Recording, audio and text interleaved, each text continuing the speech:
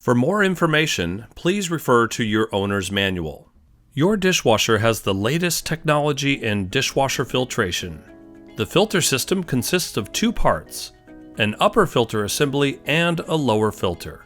These both need to be removed, cleaned, and replaced periodically, approximately every 1 to 3 months, to ensure acceptable wash performance. To remove the filter, turn the upper filter assembly a quarter turn counterclockwise and lift out. Clean the filter by rinsing under running water.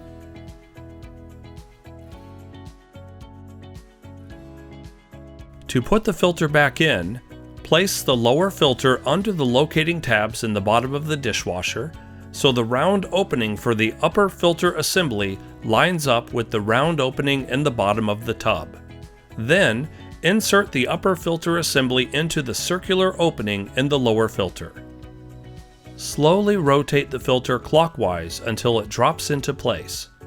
If the filter is not fully seated and still turns freely, continue to turn the filter clockwise until it drops and locks into place. Important: to avoid damage to the dishwasher, do not operate your dishwasher without the filters properly installed.